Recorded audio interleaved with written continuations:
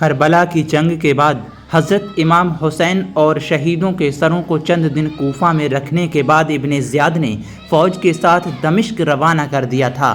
دمشق جاتے ہوئے یہ قافلہ حلب کے پاس آ کر ایک پہاڑ کے نیچے ٹھہر گیا تھا۔ اس پہاڑ پر ایک قصبہ تھا۔ اس قصبے کے سردار کا نام عزیز ابن ہارون تھا۔ یہ یہودی تھا۔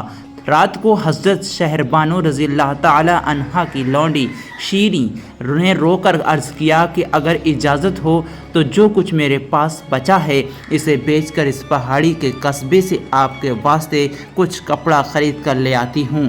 بی بی صاحبہ نے اس کے اصرار پر اجازت دے دی۔ پہلے تو آپ اجازت نہیں دیتی تھیں، آپ کہتی تھیں کہ تو شیریں بہت غریب ہے، تو اس لائق نہیں ہے، لیکن شیریں جب رونے لگی، گڑ گڑانے لگی اور آپ سے اجازت مانگنے لگی تو اس کے بعد آپ نے اجازت دے دی۔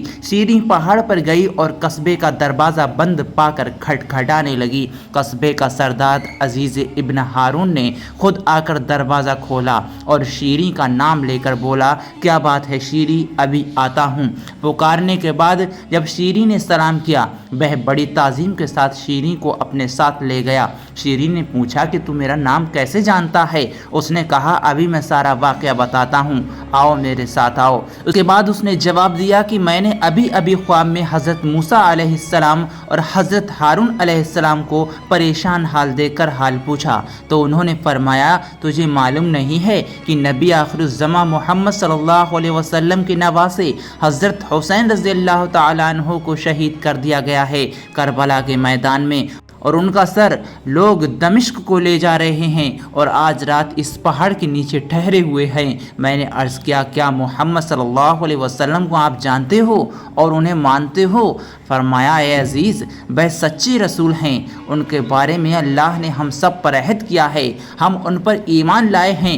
پھر وہ کہتا ہے، میں نے عرض کیا کہ زیادہ یقین کے لیے مجھے کچھ اور بتائیے، تو انہوں نے فرمایا، قلعے کے دروازے پر جا کر کھڑے ہو جاؤ، شیریں نام کی ایک لونڈی آ کر دروازہ بجائے گی، اس کی بات ماننا، اسی کے واسطے تو مسلمان ہوگا۔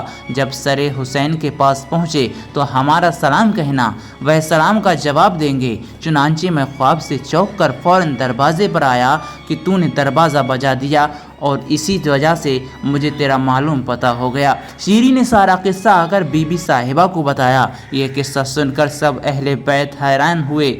صبح عزیز ابن ہارون یزیدیوں کو کچھ رشوت دے کر اہل بیت کے پاس آیا، ہر ایک کے لیے قیمتی جوڑا لایا اور 1000 دینار امام زین العابدین کو نذر کر کے مسلمان ہوا۔ پھر امام کے حضور حاضر ہو کر حضرت موسیٰ و ہارون علیہ السلام کا سلام عرض کیا تو سر انور سے سلام کا جواب آیا۔ تذکرہ صفحہ 102۔ حضرت امام حسین رضی اللہ تعالیٰ عنہ شہید تو ہوئے لیکن وہ آج بھی زندہ ہیں، کیونکہ اللہ والے ہماری آنکھوں سے اوجھل ہو جاتے ہیں لیکن وہ تا قیامت تک زندہ رہیں گے۔ حضرت امام حسین رضی اللہ تعالیٰ عنہ کا فیض شہید ہونے کے بعد بھی جاری رہا اور آج بھی فیض جاری ہے اور ایسے ہی تا قیامت تک جاری رہے گا۔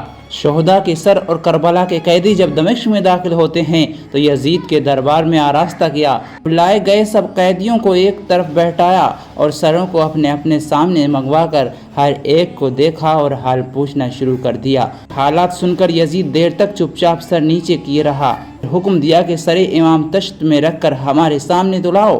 جب تشت میں سر مبارک رکھ کر لایا گیا تو اپنے ہاتھ کی لکڑی سے جو اس کے ہاتھ میں چھڑی تھی امام کے لبوں و دندان کو چھو کر بولا، اے ابن رسول اللہ، اگر تم ہماری بیعت کرتے تو تمہارا حال یہ نہ ہوتا۔